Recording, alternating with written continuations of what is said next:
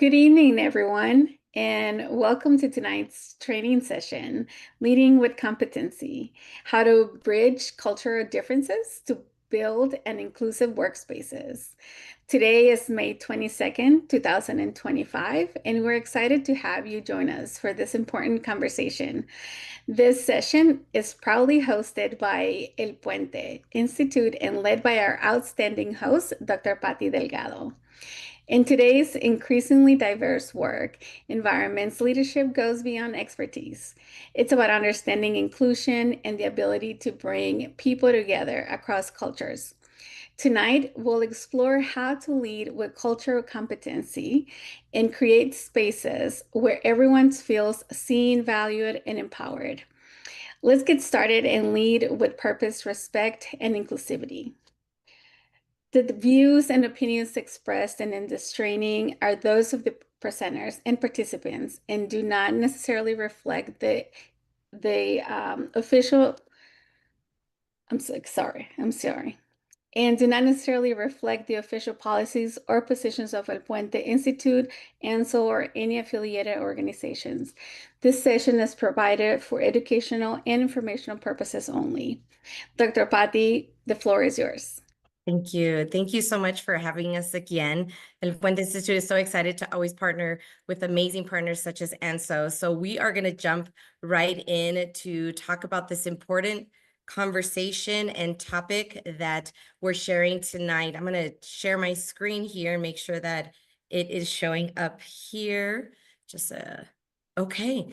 So Dee, thank you again. We're always excited to join you every month to bring you different leadership topics that are important right now in today's workplace. And leading with cultural competency is one that's been pretty active in the conversation for probably a couple of years already, but now I think it's more vital, more than ever, for leaders of today to understand what cultural competency is and how they can be the bridge that creates that inclusion when it comes to working with different people from different backgrounds, racial backgrounds, sexual orientation backgrounds, and so forth. So thank you again for having us, Dee, and to all the ANSO members as well. Like Dee mentioned, my name is Dr. Patti Delgado. I'm the Executive Director of El Puente Institute. We love to create amigos, friends, so please join us on LinkedIn and find us. You'll be able to follow the research we're doing, the training classes that we're having, showcasing our partners such as ANSO. So we're very excited to gain new followers on LinkedIn. Also, feel free to reach out to us if you have any questions about the Institute and what it does. And another part of our Institute is our other co-founder, who is Dr. Patricia, also a Patricia. We call each other tocayas in Spanish, as they say in our language, people that are named the same first name. And so she's also part of our Institute. So please connect with her as well. We are here to create a space for this next hour, right, Dee? I think we have about an hour that we're going to be talking about cultural competency, to understand that this is a space where we need to trust this learning process. This particular skill set is not an easy one.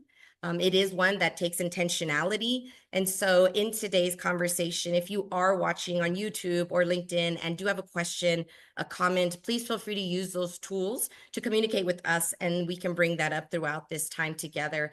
But more than anything, as Dee mentioned, and as the ANSO members, let's lead with inclusivity and empathy. These are times of being able to grow as leaders, and so we can do that together. We'll be going over a couple of things today. More than anything, we're going to talk about this cultural competency model that El Puente Institute is following at the moment. It is evolving, right? This topic is changing as we are shifting in a workplace.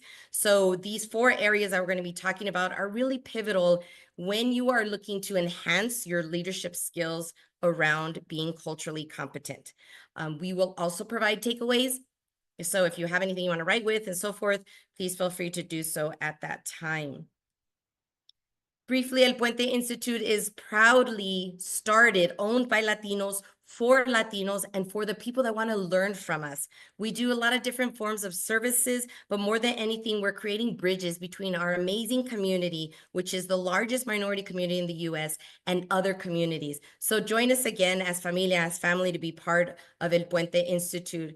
We always join and enter these spaces as community. So Dee and I are going to be talking back and forth as we're going over this conversation, and knowing that we can all collectively unlock our full potential when we kind of step out of our comfort zone a little bit.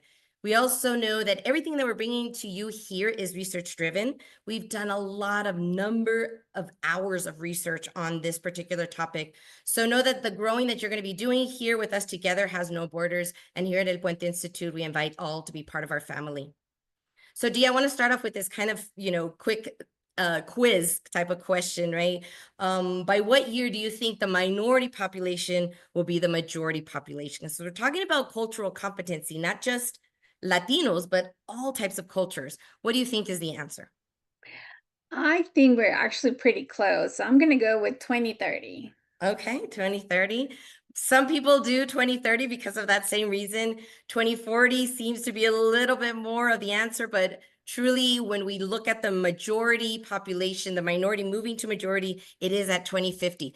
But I am with you, this statistically, but I'm with you. I do think that that's going to shift probably sooner rather than later, because of the multiculturalism that's happening with our younger generation and the different types of racial groups that are coming together and creating beautiful mixed babies and so forth. So I do believe that it's going to be sooner rather than later. But what we are saying at the Institute, and why we're here tonight as leaders of our organizations or our communities, is that cultural competency is the narrative of our future.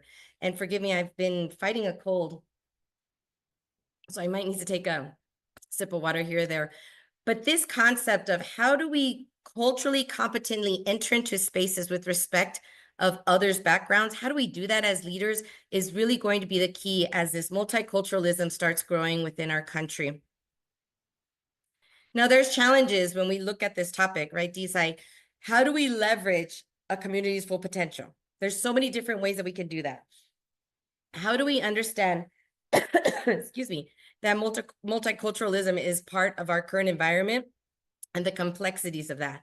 You as a leader, Dee, what would you say, looking at these three options and probably others, do you believe is probably one of the challenges to becoming culturally competent? I know I'm putting you on the spot. No, this is actually this is a good exercise, right? I think understanding, right, who is part of my circle, right? Understanding where they're coming from and understanding their culture. I think it's very important.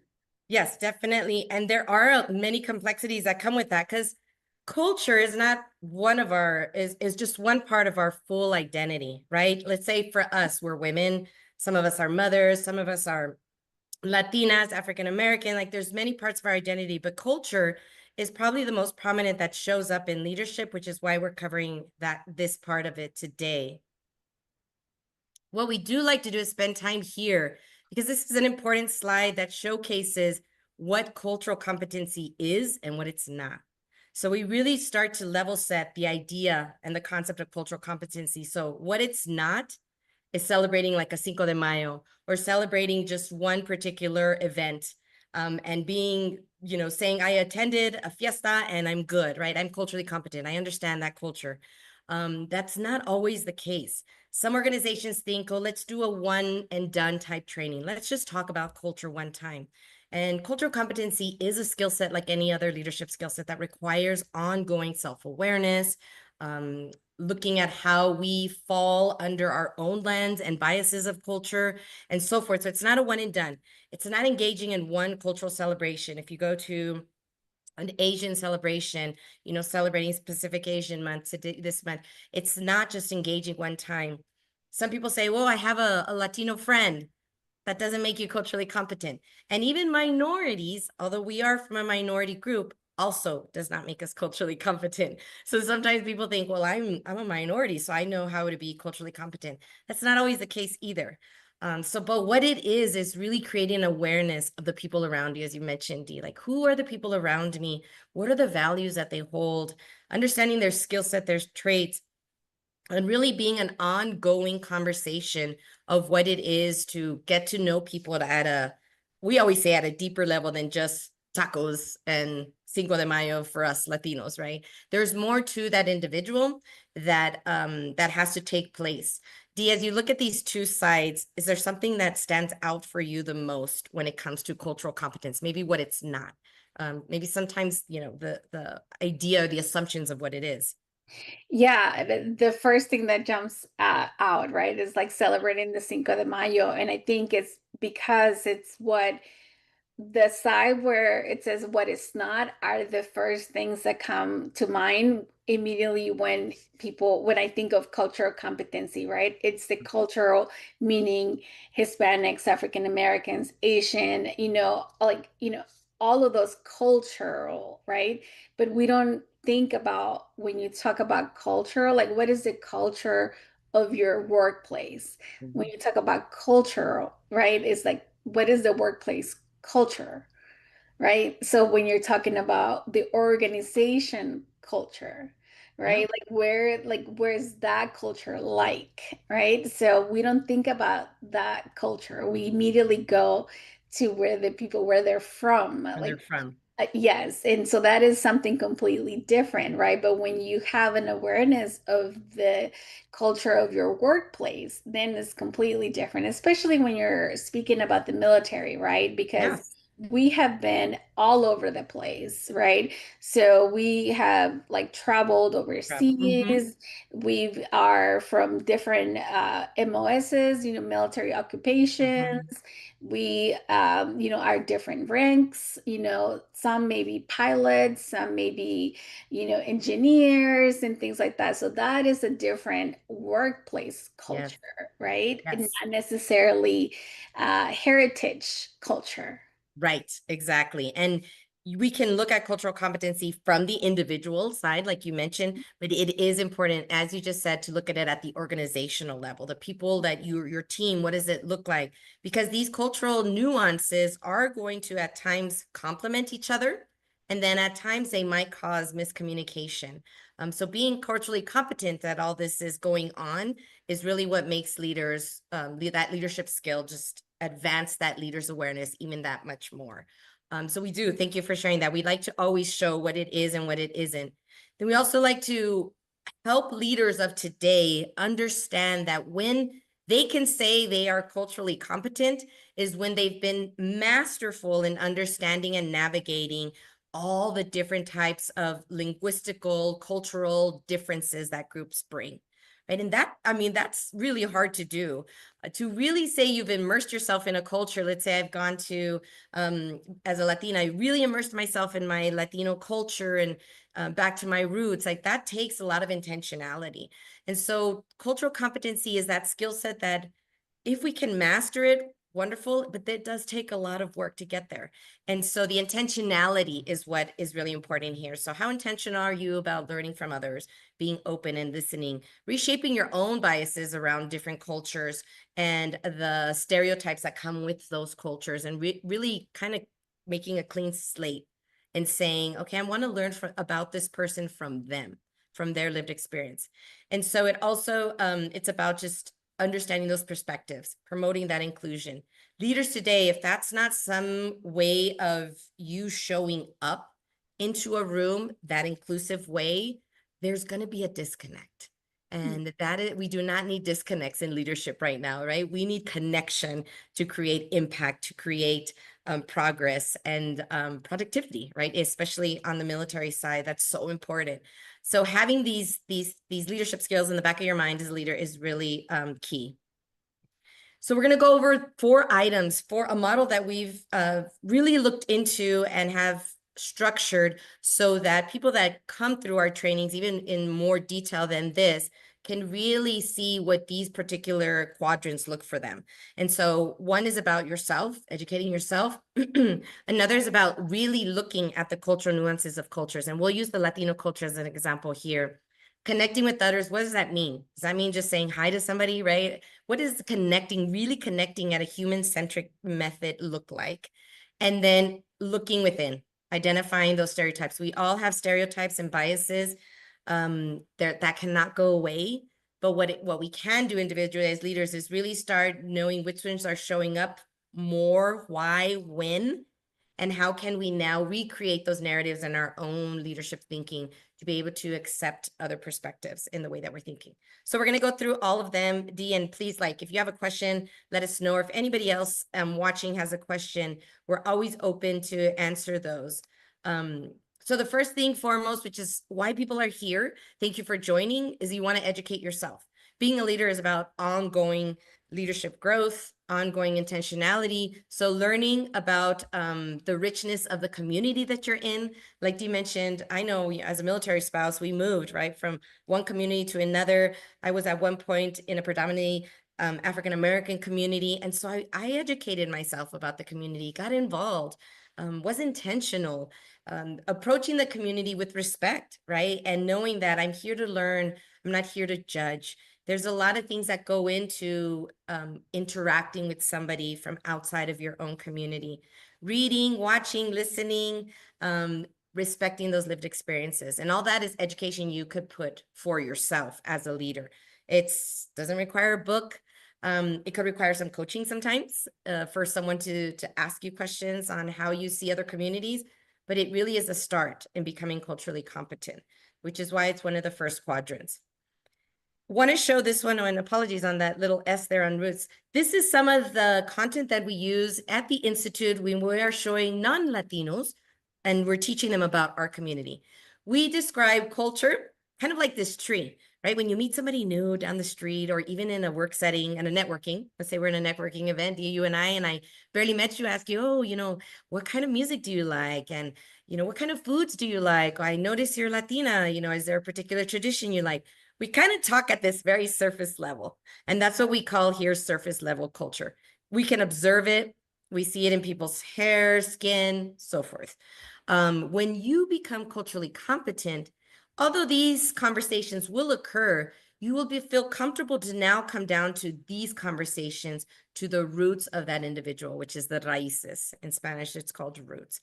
And you really want to understand that person from these very deep values of why they think the way they do, what do they value, what motivates them, emotions, the concept of self, their identity. When you are culturally competent, you're comfortable coming here. You're comfortable coming down to this level and really asking those appropriate, respectful questions to somebody to be able to learn from them from these roots. This middle area is kind of more of the like Latinos, we look at each other in the eye. We kind of hug each other, even though maybe I haven't met Dee in person, but the minute I do, I will hug her. Like there's no concept of space, personal space in the Latino community. And sometimes that's different in other communities where a handshake is more appropriate than a hug and a kiss on the cheek like it is in ours. So it's being aware of how each community and culture fits in this tree, and then you having that curiosity to learn from that.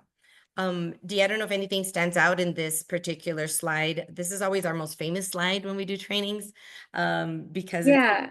kind of like, wow.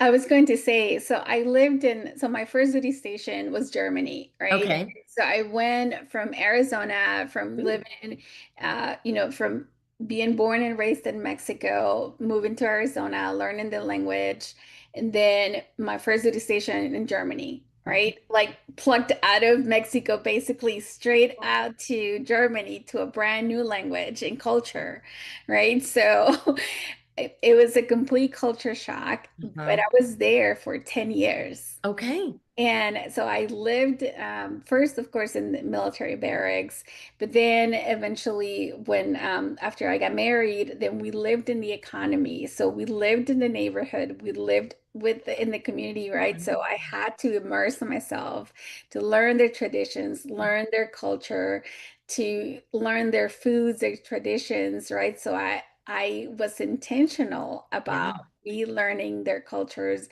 how they were, their traditions, and even just their, like, for example, on Sundays, like it was like everything closed, there was no Okay. loud noises.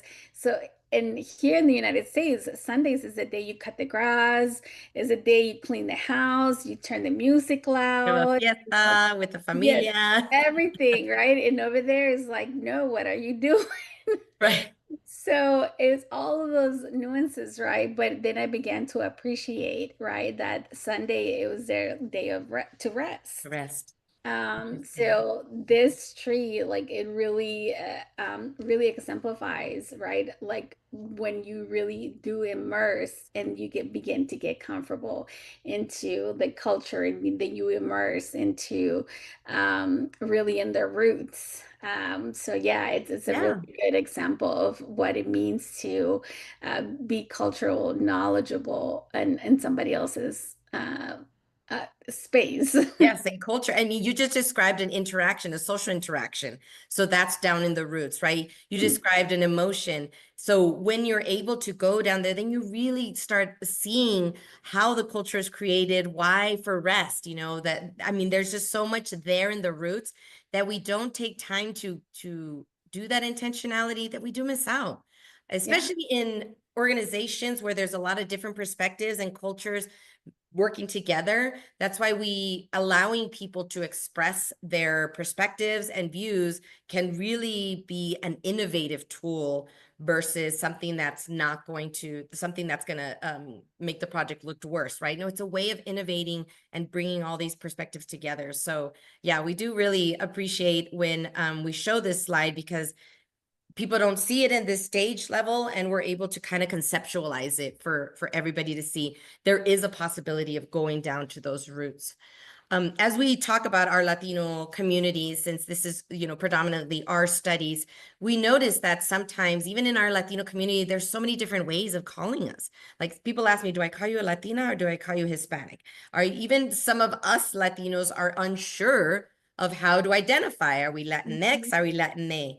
The biggest thing that we say when entering into a culture respectfully is really to ask the person of that culture, how do you identify?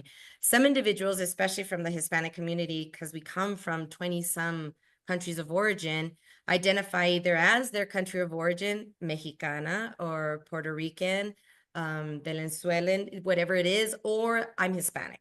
But it's really, we give that privilege to the person that is of that culture. And so with Hispanics and Latinos, it's quite complex. There's also more cultural complexities that come into play. And with the Latino community specifically, there's so many different nuances. Some Latinos are born US, are foreign born, native born. That's a complexity. Some of us are from, like we mentioned, Mexico. Some are from Puerto Rico. Some are from El Salvador. There's so many different countries represented here in the US when it comes to our wonderful community. Some are millennials, baby boomers. So then we have this other complexity. Some are first generation, right? They were born here, but their parents were not. Second, third, fourth generation, bilingual, Spanish, and then there's identity. Just within our own Latino community, there's many complexities. For people to fully understand us, cultural competency is the key.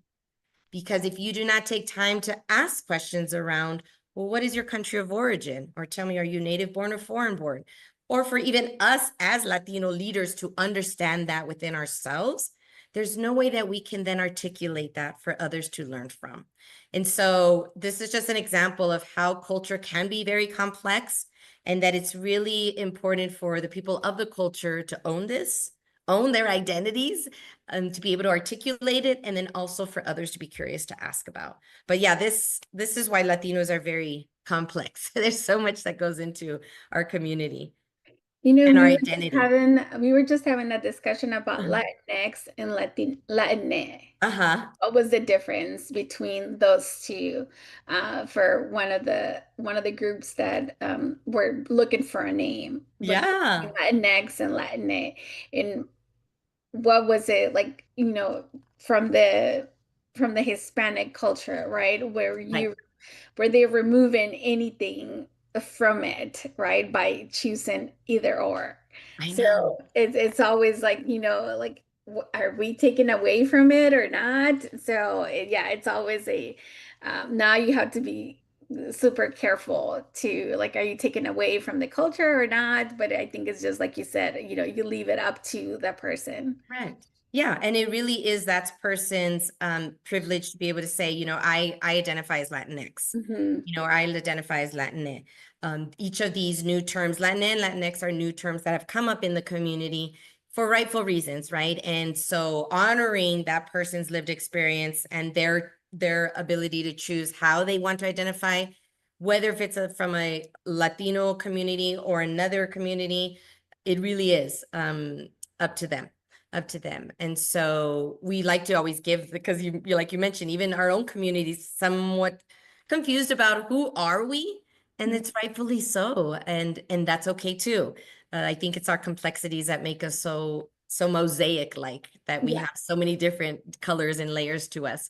However, again, it's up to, the individual. That's why we say, just, it's ask the person, let them define for themselves how they Yeah. identify in their own culture.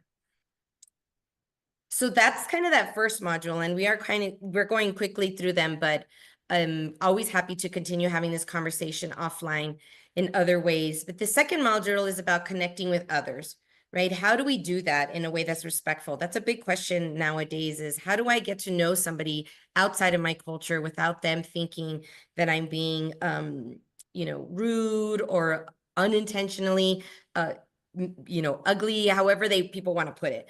But it really is, slowing down. The biggest thing is that there are more common grounds between us all than we think. And this is where those intersections of our identities show up. So, like, you and I may both be Latina, but however, my lived experience as a Latina and yours is completely different. But Mhm. yet, our commonality is we're both women. Or maybe I'm not sure if you have children, D. I've never even asked you. But there's a lot of other identities that we can find common ground with that's not racially based. Yeah. And this is where people, I think, miss the boat. They give up too quickly versus saying, let me see, let me find out. Is someone from Texas? Oh, yeah, I'm from Texas. Great. Oh, I'm from Texas too. There's different things that we can find to make common ground. So really, it's being intentional about finding those common ground areas and then building from there. Mhm. Of course, always listening, being respectful, asking people what they want, how much do they want to share. There was a leader that I was coaching, and they had a lot of different cultures in their team, and they asked me, well, what's the best thing I can ask them? Because I want to get to know them, Dr. Patty. Mhm. I want to get, and I want them to know that I want to know, them truly. And I said, you can ask them, tell me a little bit about your lived experience. It's a Mhm. very simple statement that any leader can say to open the doors for conversation about who that individual is at that cultural roots level. Tell me a little bit about your lived experience. What does that look like? I'd love to understand. And so it's just connecting, being intentional, slowing down. Allyship is still a big term right now that is still big part of creating cultural competency, right? It's how you as an individual outside of this group is showing support, the behaviors. Are you being intentional, or are you just showing up just to show up? Are you showing up once, or are you showing up 10 times? Those Mhm. are all very different, right? Are you advocating? If that person isn't in the room, are you saying, you know what, Dee is really good at project management. We really should get her in there. Are you doing that kind of action? That's the allyship that's required in a culturally competent leader. And so there is nothing wrong with the word. It is still a word that is being used today.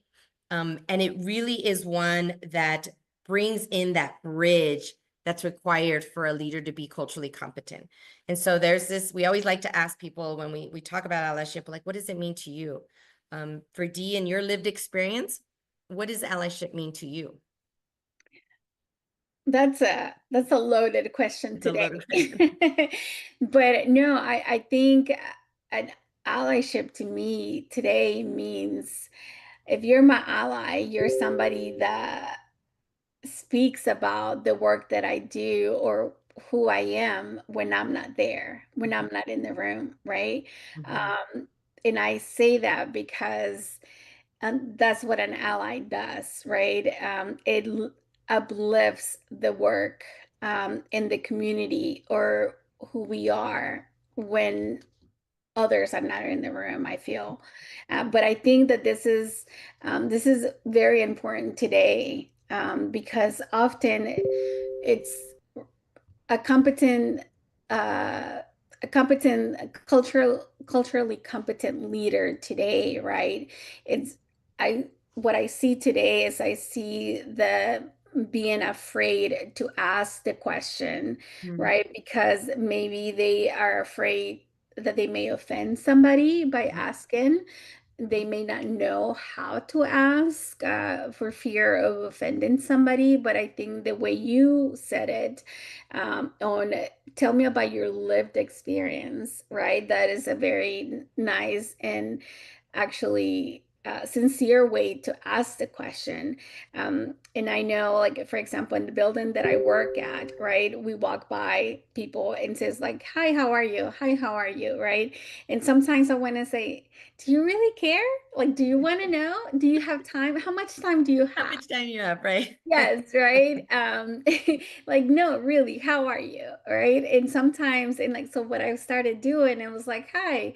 And then I started asking, like, how are you? Right. And somebody will say, like, hi, I'm doing great. How about yourself? Oh, I'm doing great. Thank you. It's a wonderful day outside, right? Actually, like added more words to it just Hmm. to like show that somebody's like actually asking a little bit more, and they're Yeah. like, oh yeah, it's great, I actually did take a walk outside today. And so it invites more conversation, right? Like really invested into it instead of just asking just because.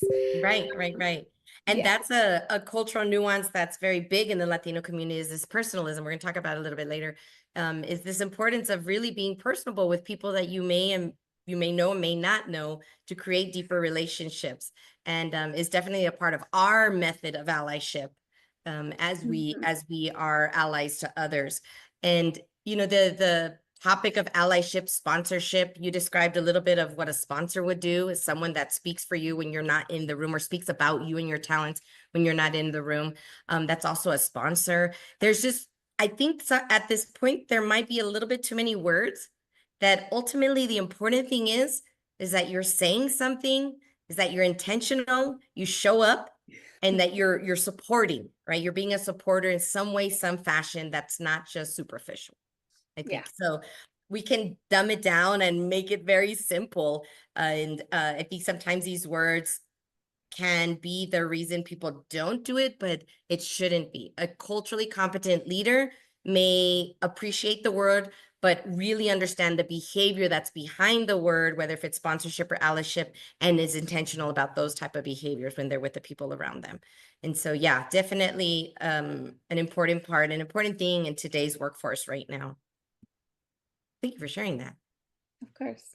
The third part of the model is really looking at that culture's nuances, the different ways that they behave. They call them in the research cultural scripts. These are narratives that the culture hears day in and day out. For the German culture, you brought up the German culture, they're very stoic, right? They're not going to be the one that hugs, gives a hug in and a kiss and a kiss. Completely different, right? And so these are the nuances that when you're entering into a particular group that you want to notice are going to show up. And so I'm going to show you some examples here of the Latino community's cultural scripts and the nuances that we share as a community, that some of you that have been involved in the community, are from the community, will notice that this is how the community functions and behaves and moves and the dynamics. And so cultural scripts are really the values that the community, that the culture is very much in tuned with and functions from, what is important to them. And so it's really going back to seeing what those look like. And so we're gonna give a little bit of examples for sake of academia. We always like to give out definitions.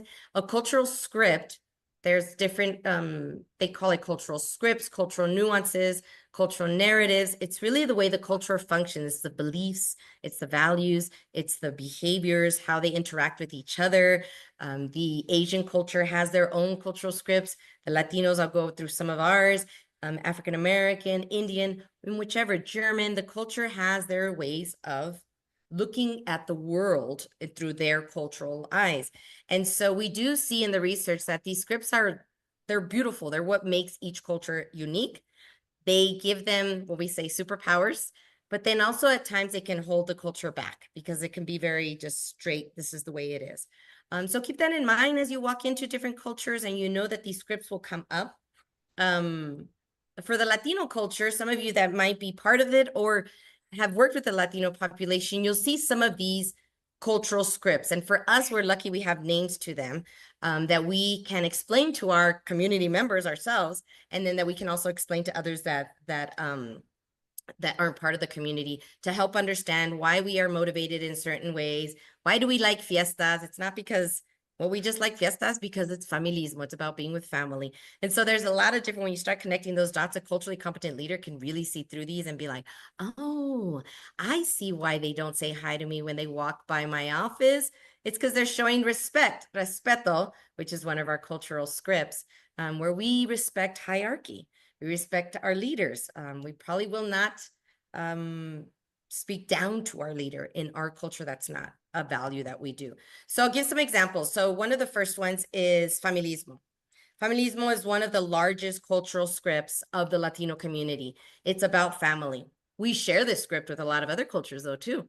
I know for the Asian community, that's a big thing. With the Indian community, it's also a big thing, where family comes first.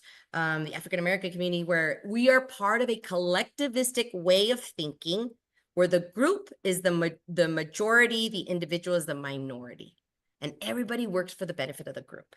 So familismo is a very strong value in our community. We see it in different ways. It shows up in ways where we prioritize our family, sometimes even before our work. We will also think about the family first. So Latinos make very important decisions together as a family. Sometimes if you're a Latino, other people in the family come in and they shouldn't be coming in to the decision. Our tias and our tios, and here's everybody's giving opinion about a very important family decision, but it's done as a family. It's not done individualistically. And so you could see how it starts showing up in a Latino community. We treat everybody like family. Sure, come over, bring so and so. The more people, the better. And that's the way we see our workplaces also. And you explained a little bit of how it shows up for you, Dee, by saying, "Hi, how are you?" Right? Like really creating that familial feel, like we're here together and one mission for the family. And the decision making, right? The family approval in the Latino community is huge. And again, these are very common values that that our community holds. Other communities have their own also way that they manage this type of family type concept, familism concept. So when you're in the workplace, especially if you're a leader and you have a family emergency, one of your team members has a family issue, a Latino, because we can only speak from our lived experience as Latinos, will hold this it's very important. And so your intentionality in understanding that issue or understanding that family dynamic, and asking how you can help is really a big like win for a Latino employee. I don't know, Dee, if this shows up for you and how familismo shows up for you. It does. Like, I am the only one out of my sisters and brothers that lives away from Okay. my family. Everybody lives within the 5 mile radius of Right. my mom. And I am the one that lives all the way in the East Coast. And they're like, you're the only one that left the nest. I know. And they won't let you forget that either, will they? Never, every time, every time. I know our mothers are, why did you leave me? ¿Por qué te fuiste? Yes, I know the familismo is it's Yes. strong in the community. Yep, Sure, every for sure. time. And like I mentioned earlier, right? In Germany, the Sundays are the time to rest, everything is quiet. And the Sundays for my family are the times that we all get together at my mom's house. We have the carne asada and like everything all together. And it's just, but I understand both, right? This is a cultural piece for them, and this is a culturally for Mhm. us, right? Yeah, yeah, and it's different. And leaders that are listening are probably thinking, why do I have to know this? Like, why is it important to know these little nuances? Because it's going to motivate the way the employee shows up Yeah. as in your team, right? It's going to even motivate the way they interact with your team. If you sometimes familismo is like an immense inclusive behavior that's natural for the Latino employee. And so when we have to learn how to be inclusive, I teach people how to be inclusive. It really shows up naturally for the Latino employee because of this value. So when leaders can see and connect those dots, they can really amplify and use these values as a strength for their employee, and really like bring out that in their employee to then optimize, the inclusivity in the team and so forth.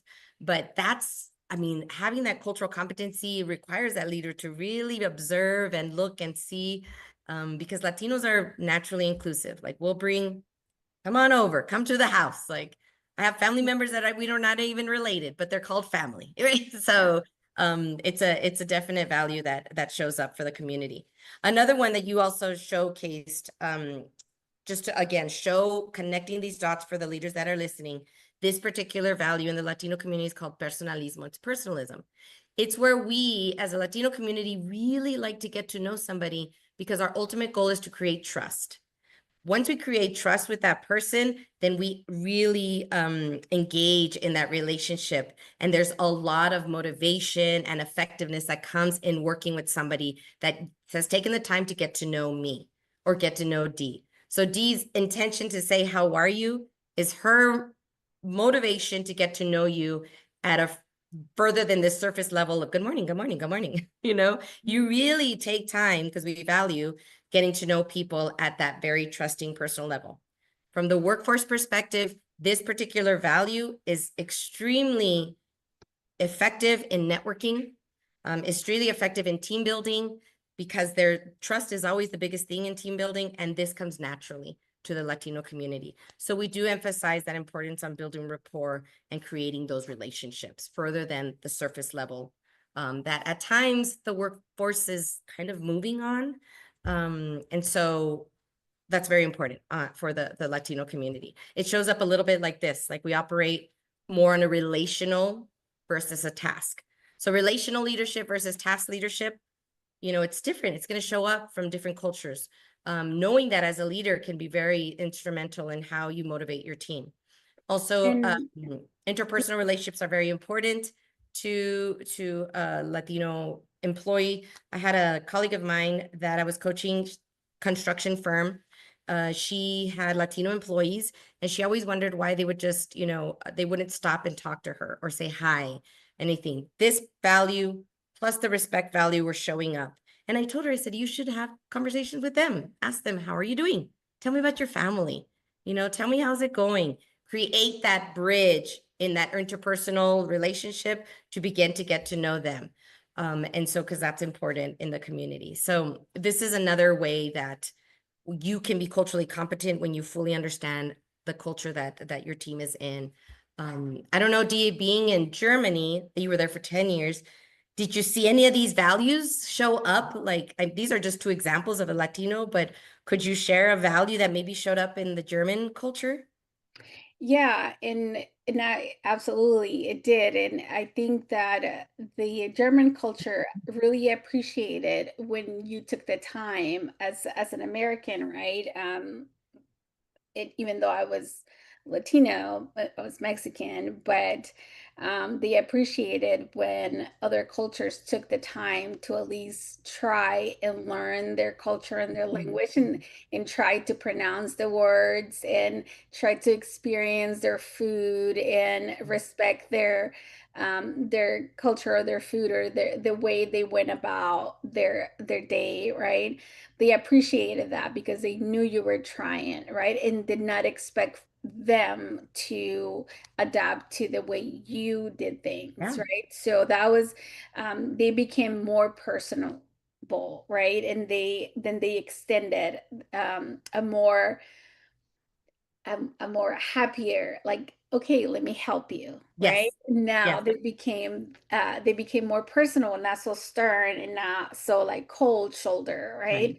right? Because I think if you understand, once you understand their culture, once you understand their history, what they've been through, what the country has been through, right? Mm-hmm. When then you maybe kind of get an idea of why they are the way they are, right? Because of their history. And so once you give them some grace, then they're like, okay, I can work with you.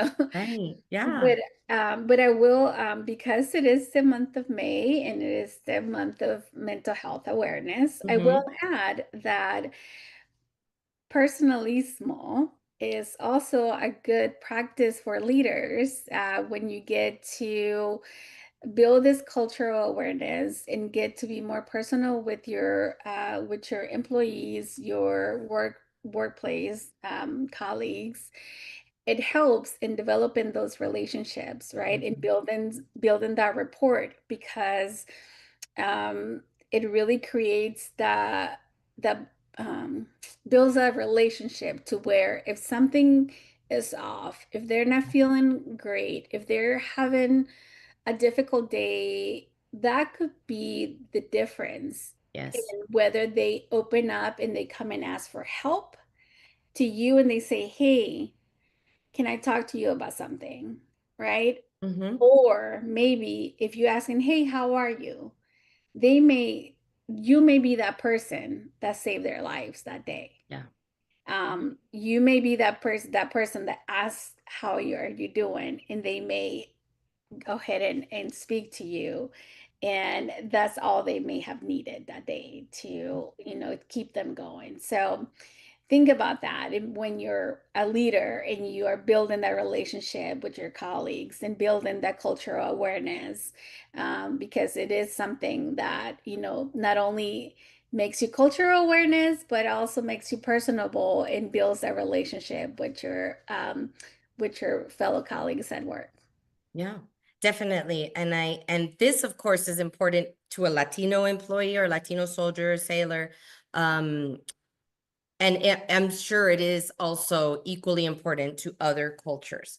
It may show up a little bit different and your approach may have to be just slightly different, but the intentionality, as you mentioned, of just getting to know the people you work with at a very deeper level where there's trust can, yes, be the saving grace for somebody to say, I'm just not, I need help right now. Like I'm Um, not invisible, exactly, Mhm. exactly. Yeah.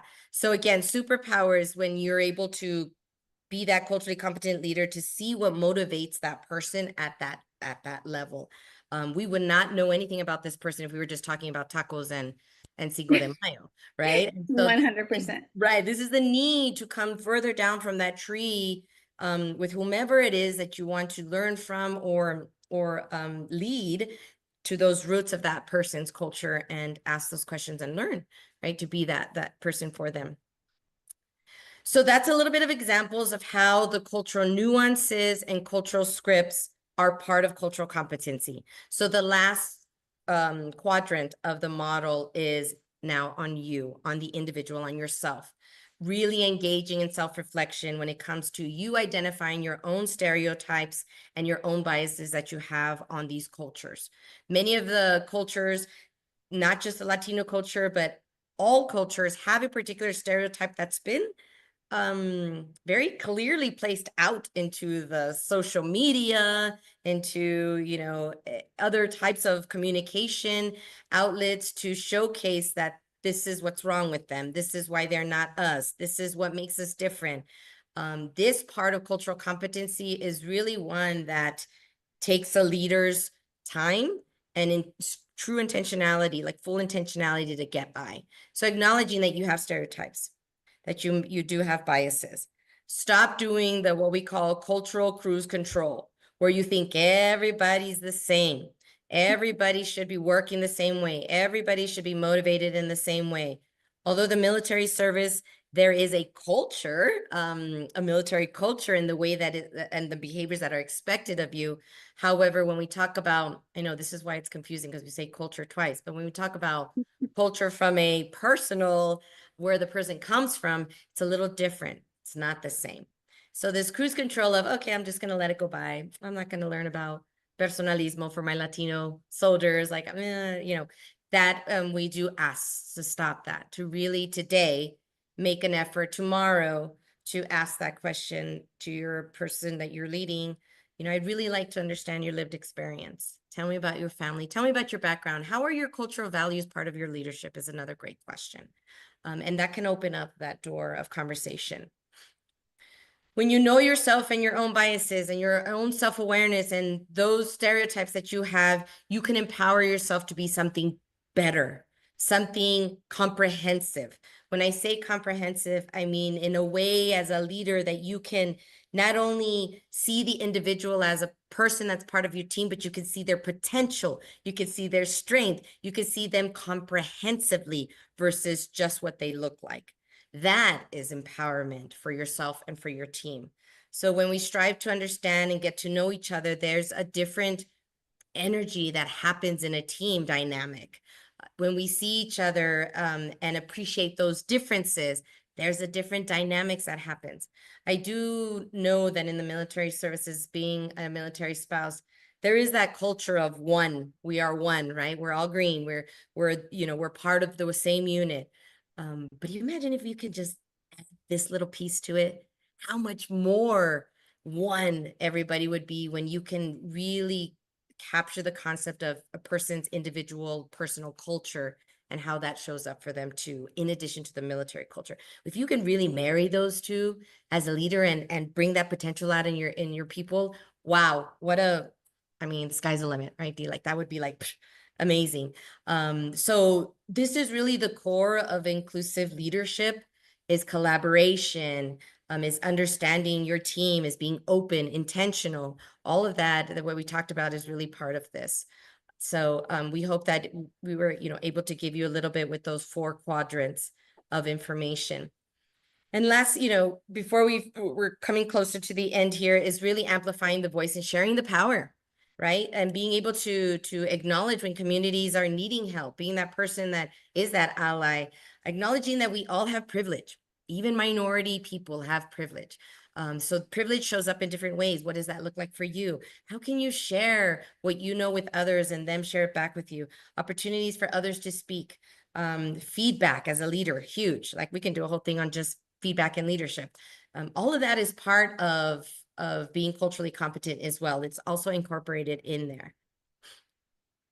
Last thing, but not least, is connecting with cultural humility, knowing that you don't know everything. Even minority leaders don't know everything about all cultures. We know our lived experience, and there might be some similarities and common grounds, but it's not completely the full comprehensive picture. So remember, you're connecting at a human level. And I think today more than ever, being reminded that we are all human is our grounding force. Our culture is kind of like that icing on the cake, that when we understand it really well, it can really just show up and be, my daughter loves sprinkles, be sprinkled with a lot of sprinkles. Yes. So unlocking other people's potential, but having that cultural humility is one of the biggest keys when we're talking about cultural competency. I love that. Cultural humility. I love Yes. that. Love that. There's so much on that. We could do a whole thing on just cultural humility if that's ever something you guys want to do, because there's a lot of layers to the humility part and how you can get there. Again, these are about you taking actionable steps on understanding how to get there. And these are just a little bit of the strategies. Dee, the last takeaways, and then we'll pause for questions or anything. Things to remember, right? That inclusive language is important. Reflecting that organizational diversity is a must, especially with the numbers. Again, the data is not a lying factor. The data is showing our organizations are being more diverse and diversifying when it comes from cultures so many ways. We need to stay ahead of that and continue learning. If you are exploring into other cultures, right? Get involved, be intentional, partner with a cultural expert like us. If you're looking into understanding the Latino community at a different level, show up, not 1 time, 2 times, no, show up. And not only on Cinco de Mayo. And exactly, not only on Cinco de Mayo, right? Especially for our community, show up, be interested, be curious, engage in that ongoing learning, cultural competence, and so forth. We have other ways that we could do that. So connect with us. And as we say in the Latino community, paso a paso, I mean, step by step. We're not going to do this all in one day. We do it together collectively as one community. Last but I know I keep saying last but not least, but I know there's always so much more to end with. But these are always just last ending strategies for the leaders. And we went through some of this. And maybe the out of all of these 4 here that we look at, slowing down, listening, finding that common ground, does one of them kind of stand out to you more than the other? Is the practice respectful Mhm. curiosity? That's the Mhm. one that really stands out to me. Yeah.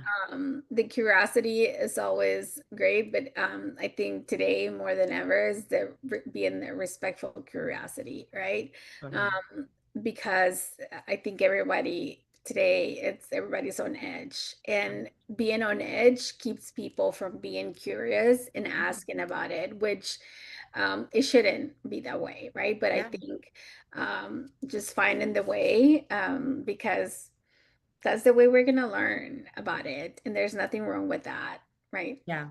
And I think with the being on edge keeps us kind of like moving versus the one that I really value right now, because you can value these at different ways at different times. Right now for me is to slow down. Slow down. Yes. Slowing down, because when we can slow down, especially when we're engaging with our teams, slow down and be intentional about getting to know your team member outside Mhm. of the noise of so much going on, the KPIs, the metrics, the Yeah. plan.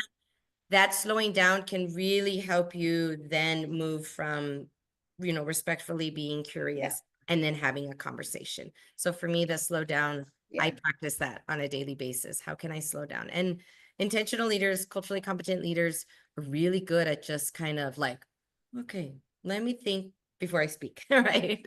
Yes. Let me figure this out first and give opportunity to hear from all before, a resolution or a conclusion is made. So slowing down for me, yes, definitely. And these are all unseen. They're very unconscious. Some of us do this really well. Some of us need to practice and be intentional. So as a leader, which ones are the one out of the four that you do well? Which ones should you work on in the next week? Could even be a short goal for you to have after listening to this. And thank you again for your time. Like, which one should you really, I want to try to really slow down this next week. So be intentional about doing that. Pick Yeah. one. Yeah. And I do want to say hi to Yeah. Diego. He's joining us, and I know he has been listening for a little bit. So Thank I you. just want to hear to see if he has any feedback, any input that he wants to mention. Anything, Diego? Maybe he's on mute. Maybe he's not in a good place to be able to Okay. To unmute say, himself. Yeah. But yeah, no. So I think, and I just wanted to add just something that uh-huh. I think sometimes, because again, we're not mindful about slowing down, that sometimes that go transfers from work to home. And Mm-hmm. I think also being mindful, like even slowing down at home with our Mm-hmm. family, right? I think Mm-hmm. that's also keeping us to continue that at home, because even at home, we don't slow down either, Right. right? So, Yeah. like, it's just like almost like a continuous go, and we miss things at home as well. Yes, definitely, definitely. Mhm. And like we mentioned, culturally competence, just because you come from a minority community doesn't make you automatically culturally competent. This is definitely a skill set that all leaders should engage in, even today, more than ever, at whatever level you're at in your leadership, because of the demographic shifting that's happening and the changing of not only age change from generations, right? But just also the racial change that's occurring in our country. And Yeah. so being able to be a leader that has the skill set will be a need, a must be today. So thank you. Dee, thank you guys and Anso for your ability of creating this space for us to have this conversation about these important topics. We so graciously appreciate it at El Puente Institute. You guys know you're part of our familia. So thank you. Thank you so much, Dee. Yeah, no, thank you so much, Patty. This is always it's always a pleasure, and it's always great conversation. And it's we love to continue this every month, and we're really going to think about what our next class is going to be for next month. And we appreciate everybody who watched today. And if you have any questions, we are going to be looking on YouTube and on LinkedIn to see if there are any questions after you guys watch this video. And if you have any questions or recommendations on anything that we talked about today and you want to learn more about, whether it's any of the topics that we mentioned, mentioned that you would like to learn more about, we can talk about it. Maybe El Puente has a class on that or any of the topics, and then maybe we can talk and see if we can discuss that next month. So thank you again, everyone. Thank you for watching, and please follow El Puente Institute and ANSO. We have social media and on LinkedIn. And thank you again, everybody. Dr. Patti, as always, Mil nuestra gracias. Thank familia. you. Mil gracias. Thank you.